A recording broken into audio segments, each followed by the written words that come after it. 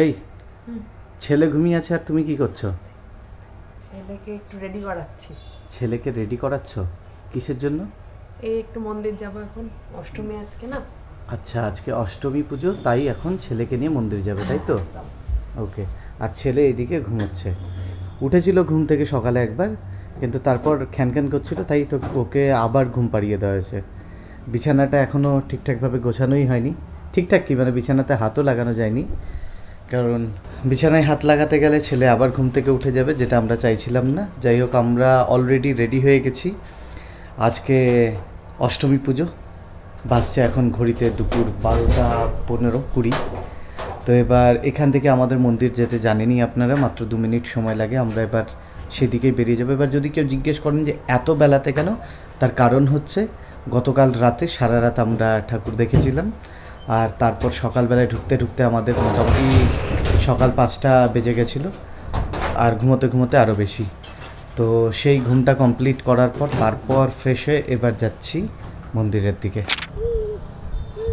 আমরা শোনকে নিয়ে যাচ্ছি মন্দিরের দিকে।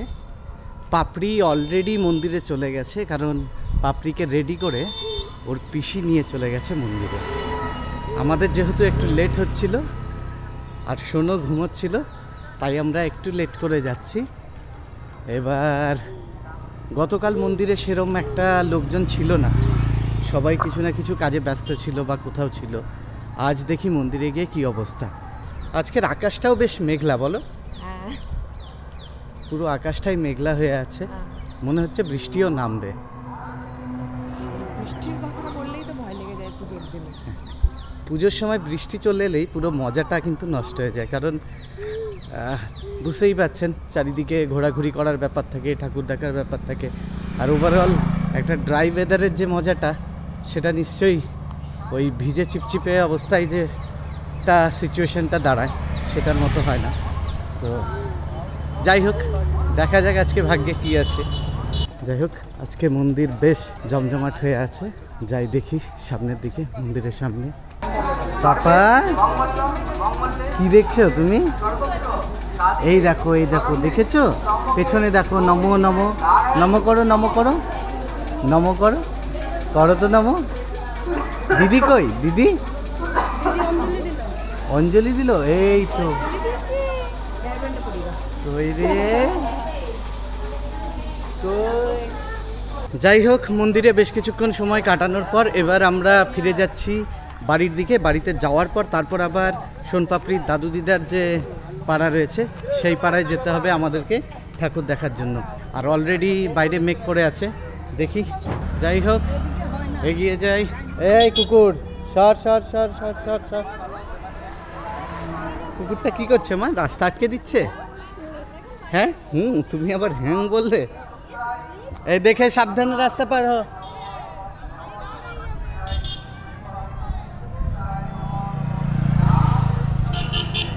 ঠাকমা, আস্তে আস্তে আস্তে।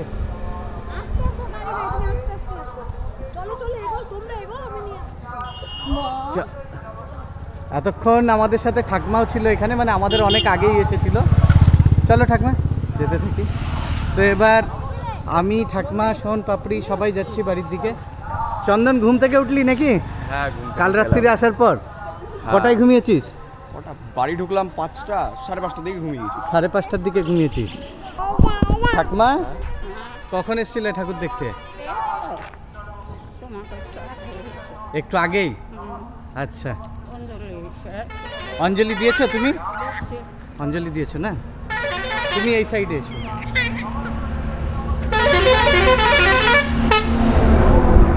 দেখো পাপড়ি কত খুশি হচ্ছে। কি মা, আনন্দ লাগছে পুজোর? হ্যাঁ। আমরা মন্দির থেকে বাড়িতে ফিরে এলাম। এবার ওদেরকে একটু চেঞ্জ করিয়ে দিয়ে ওদের জামা কাপড়গুলো, তারপর আমরা আবার বেরিয়ে যাব সোনপাপড়ির দাদু দিদার বাড়ির দিকে।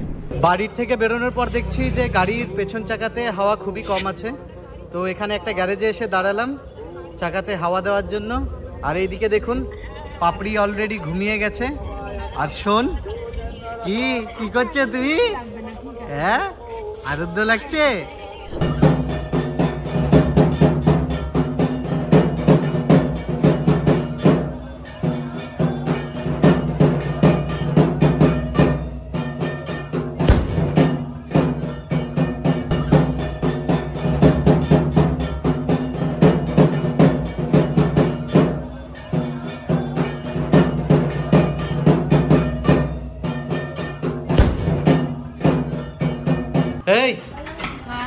তুমি কোথায় এলে? এটা এটা আমাদের পুরনো বাড়ি, মানে এখানেই আমরা ছোট থেকে বড় হয়েছি।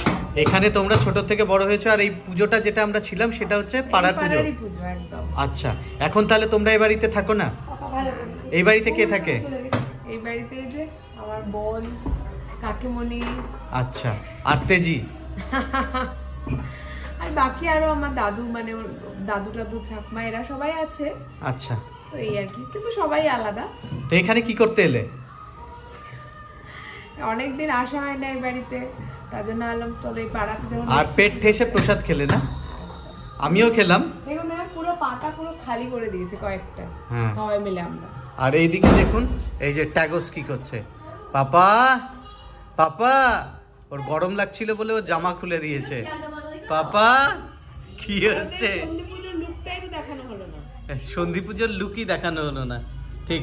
ওইদিকে পাপড়ি, পাপড়িকে দেখুন, ও হাফ লুক এটা। এইদিকে পাপড়িকে দেখুন। মা, এই মা, এই যে এই। কি হচ্ছে, কি হচ্ছে? আমাদের পুরনো বাড়ির থেকে বেরিয়ে এবার আমরা যাচ্ছি আমাদের বাড়ির দিকে, আর সাথে মা আছে। মাকে মায়ের বাড়িতে ড্রপ করে দেব, তারপর আমরা চলে যাব আমাদের বাড়িতে। পাপা কি করছো?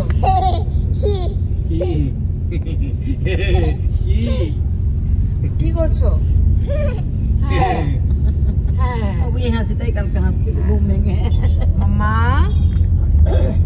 কি এই হাসিটাই বাবু খবর? খবর টবর কি? ভালো? কিসের যে ওরা এত আনন্দ পাচ্ছে আমি তো বুঝতে পারছি না। ওই নিচ্ছে, মানে সিরিয়াসলি হ্যাঁ আসলে, আর এমনিও পুজো তো ওদেরই, তার জন্য না। ওরা কি বুঝছে জানা নেই, কিন্তু আনন্দের অন্তর নেই। পাগলটা ঠিক আছে। ফাইনালি আমরা আমাদের বাড়িতে এসে হাজির হয়েছি। গাড়ির থেকে এবার ধীরে ধীরে সোনার পাপড়িকে নামিয়ে নেব। এসো পাপা, এসো, চলো চলো, এসো এসো এসো এসো এসো এসো এসো। এখানে বাড়িতে ফিরে আসার পর সোনার পাপড়ির বেশ ঘুম পেয়েছিল, তাই ওরা ঘুমিয়ে গেছিল। এখন বাজছে সন্ধে 7:30। ওরা দুজনেই ঘুম থেকে উঠে কিছু খাবারও খেয়ে নিয়েছে। এবার ওদেরকে একটু ফ্রেশ করে তারপর আমরা ভাবছি বাইরে কোথাও একটা বেরোবো। দেখা যাক কতদূর কি প্ল্যান হচ্ছে। আপাতত ওরা বিছানাতে খেলছে। কি খেলছো এটা পাপা? পাপা, চার্জারের তার নিয়ে কি খেলছো? ও অলওয়েজ এইখানে ওঠে, এই খাটের এটাতে ধরে সাইডে, তারপর উঠে এই যে সুইচ বোর্ডটা আছে, সুইচ বোর্ডের সুইচগুলোতে টেপাটেপি করে। দেখুন, এই দেখুন। তো এটার জন্য আমাদেরকে একটা বন্দোবস্ত নিতে হবে, কোনোভাবেই যেন এই প্লাগটা যেটা আছে, প্লাগে যেন ওর হাত না যায়। এটার বন্দোবস্ত খুব তাড়াতাড়ি করে নিতে হবে, কারণ ওই প্লাগে হাত গেলে ইলেকট্রিক শক লাগার চান্স অত্যন্ত বেশি। পাপা, হ্যাঁ পাপা, এটা কি সেজেছো তুমি? হ্যাঁ, তোমার আর মাম্মায়ের তো একদম ম্যাচিং ম্যাচিং ড্রেস। কি ব্যাপার পাপা, কি ব্যাপার, মার সাথে ম্যাচিং ড্রেস পরেছো? হ্যাঁ মা, এই যে এই যে এই যে, এটা তুমি কি পরেছো? তোমার মার আর ভাইয়ের তো ম্যাচিং পুরো। হ্যাঁ, পুরো ম্যাচিং।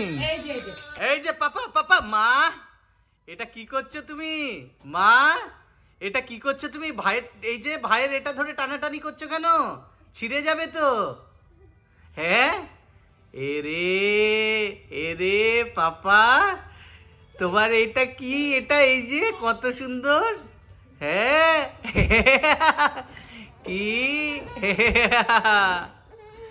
কি হয়েছে? তোমরা ম্যাচিং ড্রেস পরেছো? বলছি রাত্রি তো বেজে গেছে প্রায় 9টা। এবার তাহলে তোমরা কোথায় যাওয়ার জন্য রেডি হচ্ছ?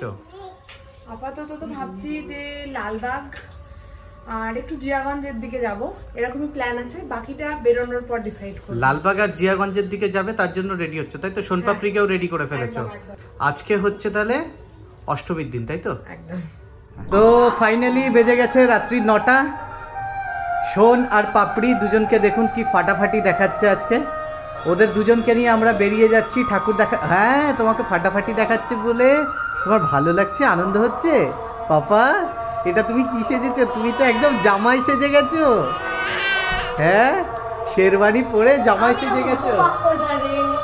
হ্যাঁ, তো আমরা এখন বেরিয়ে পড়বো ঠাকুর দেখতে যাওয়ার জন্য। এই বিকি, কোথায় এসছিস তুই? জিয়াগঞ্জে। জিয়াগঞ্জে কোথায়? তোর শ্বশুর বাড়ি। আমার শ্বশুর বাড়ি? তো আমার শ্বশুর বাড়ি তুই আসবি কি করতে? তুই নিয়ে আসলি। আচ্ছা, এটা অষ্টমীর রাত, আর অষ্টমীর রাতে তোকে শ্বশুর বাড়িতে নিয়ে এলাম। সেটাই রে। সবাই দাঁড়িয়ে আছে এখানে, অপেক্ষা করছে গেট খোলার। কি ব্যাপার, এত তাড়াতাড়ি মশারি টাঙিয়ে দিয়েছো কেন? শুয়ে পড়েছিলে? এই রাত্রি 10:30টার সময় গুড নাইট হয়ে গেছিল? তাহলে 5টার সময় উঠবে না কেন?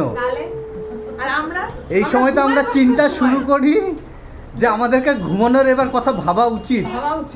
প্রায় মিনিট 5 হলো আমরা ঢুকেছি সোনপাপড়ির দাদু দিদার বাড়িতে। এবার এখানে আসার পর প্রথমে আমরা খেলাম মিষ্টি, তারপর জল। বিকির আবদার যে এখানে এসে বিরিয়ানি খাবে, কিন্তু বিরিয়ানি তুই আমাকে বিরিয়ানি খাবো বলে অনেক করেছি, এই করে আমি এরকম মিথ্যে কথা বলতে হয়। তুই কি ভাবছিস তোর মতো ছেলেকে এমনি এমনি দিয়ে দেবো? যাই হোক, যেটা ব্যাপার যে এখানে আসার পর বিরিয়ানি বিকি আবদার করলেও বিরিয়ানি বিকিকে দেওয়া হচ্ছে না। কিন্তু এবার আমাদের প্ল্যান হচ্ছে যে যেহেতু এখান থেকে বিরিয়ানিটা পেলাম না, তাহলে কোথাও কিছু না কিছু খেতে হবে। তো তার জন্য আমরা আমাদের এখানে একটা ফুড পার্ক আছে, এখান থেকে মোটামুটি 1 কিলোমিটারের কাছাকাছিতে। তো আমরা প্রথমে সেখানে যাব, সেখানে যাওয়ার পর কিছু আগে ভুড়িভোজ করব, আর তারপর আমরা সেখান থেকে বেরোবো ঠাকুর দেখতে যাওয়ার জন্য।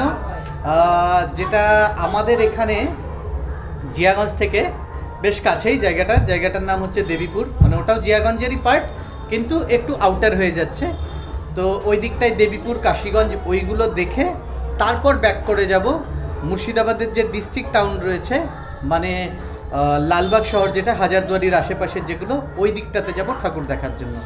সোনপাপড়ির দাদুর বাড়ির থেকে আমরা বেরিয়ে গিয়েছি। তো আমাদের প্ল্যানে একটু স্লাইট চেঞ্জ হয়েছে। আমরা এখন আগে খেতে যাচ্ছি না, আমরা নেক্সট প্যান্ডেলের দিকে যাচ্ছি। মেবি ওখানে স্টল ফলে কিছু একটা খাবো, বা হয়তো দুটো একটা ঠাকুর দেখে তারপর আমরা খেতে যাব। এদিকে পাপড়ি তো ঘুমোচ্ছে আর শোন বদমাশি করছে। বাবা বাবা বাবা, তো চলুন নেক্সট প্যান্ডেলে গিয়ে দেখা হচ্ছে। আমরা চলে এলাম জিয়াগঞ্জ সদরঘাট পার হয়ে। এখানে একটা পুজো হচ্ছে, সেই পুজো প্যান্ডেলের সামনে। এখানে সামিল হন, কোনো জায়গায় জল জমতে দেবেন না, ডেঙ্গু থেকে বাঁচতে। আমরা ভেতরে ঢুকলাম না, কারণ বাইরে থেকে সব দেখা যাচ্ছে। তো তাই এগিয়ে যাচ্ছি সামনের দিকেই। জিয়াগঞ্জের দেবীপুর যাওয়ার চত্বরে আরেকটা মন্দিরে এসে আমরা দাঁড়ালাম। এটার দাঁড়ানোর পর এবার ঢুকে যাব ভেতরে এই মন্দিরটার। এটা কিছুটা গেট এখানে ঢোকার, আর তারপর ওই সামনে যে গেটটা আছে ওটা দিয়ে ভেতরে ঢুকতে হবে।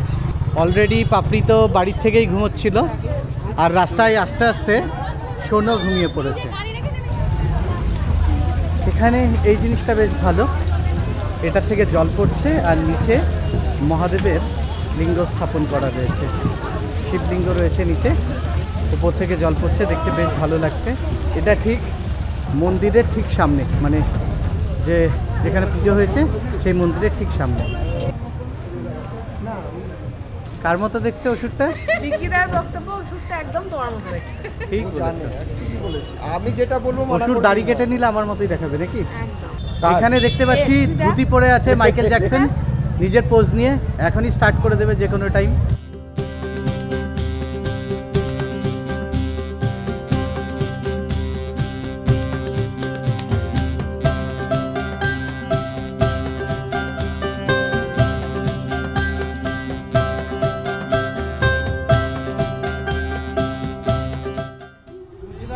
স্বামীনারায়ণ মন্দির এটা।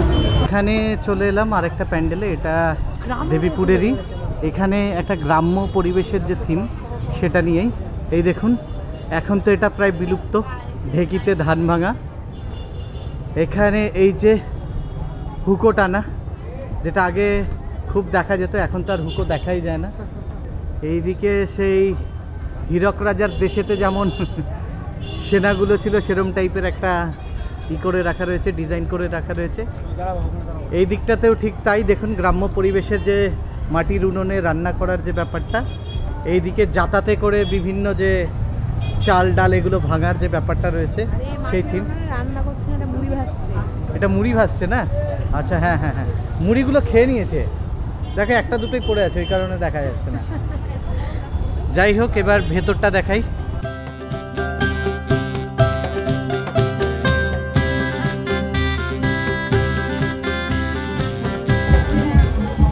এই ঠাকুরটা দেখার পর এবার আবার বেরিয়ে যাচ্ছি আমাদের স্কুটি যেখানে রাখা রয়েছে সেই দিকটাতেই।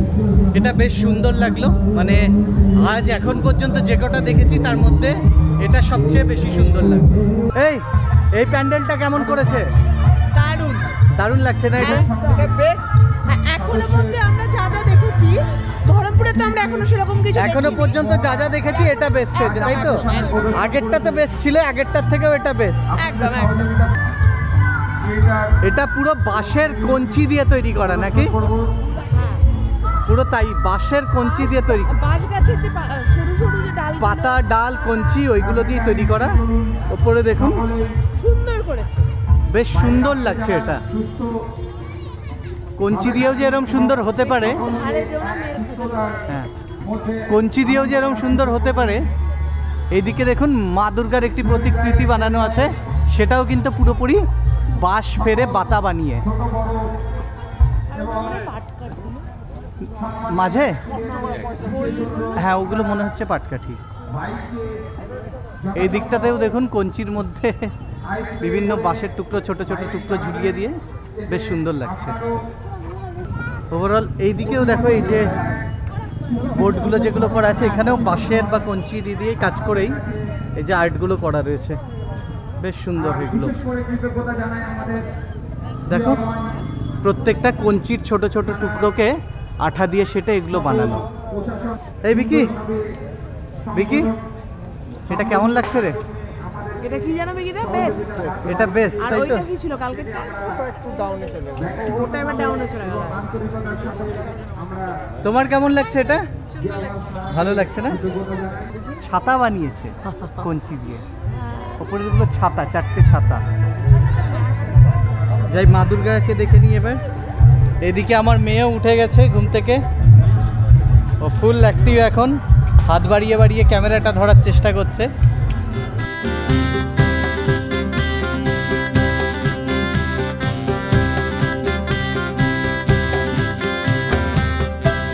পাপড়ি ঘুম থেকে উঠে এবার চারিদিকে দেখছে। সীতিশের কপালে হাত কেন সীতিশ? আচ্ছা এবার ঘাড়ে হাত। আচ্ছা কেমন লাগছে? এই তো টেক অফ করার জন্য রেডি হচ্ছে, এটা তোকেও নিয়ে উড়ে যাবে। এই প্যান্ডেলটা দেখে এবার আমরা বেরিয়ে যাচ্ছি নেক্সট প্যান্ডেলের দিকে, তো চলুন দেখা হচ্ছে।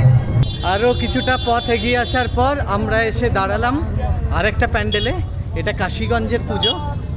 এবার এগিয়ে যাচ্ছি প্যান্ডেলটার দিকে। রাত্রি এখন বাজছে প্রায় 12টা। ভিড়ও ধীরে ধীরে কমা শুরু হয়ে গেছে, আর সোনপাপড়িও অলরেডি ঘুম থেকে উঠে গেছে। এই যে পাপড়ি, আর এইদিকে শোন।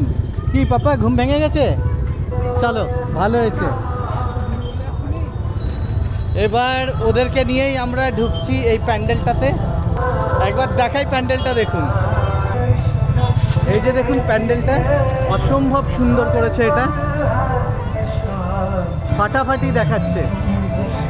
দেখুন একটা বড় সড়ো একটা শুটিং এর সেট মনে হচ্ছে, ফাটাফাটি দেখাচ্ছে। দেখুন এই সামনেটা দিয়ে ভেতরে ঢোকার রাস্তা, আমরা ওই দিকটা এগিয়ে যাবো। কোন পুরো প্যান্ডেলটা দেখার পর এক দৃষ্টে তাকিয়ে আছে, ওর হয়তো ফাটাফাটি লাগছে, তাই তো পাপা? আমরা নেমে যাচ্ছি, এই যে সিঁড়িগুলো রয়েছে, সিঁড়িগুলো দিয়ে সামনের দিকে। তো কিছুটা এইরকম দেখুন, বেশ ল্যাভিশ একটা লুক আসছে, ফাটাফাটি লাগছে দেখতে। মা তোমার কেমন লাগছে এটা? বলে দাও, বলে দাও কেমন লাগছে তোমার? পাপা কেমন লাগছে তোমার? কেমন লাগছে বলো? ভালো লাগছে?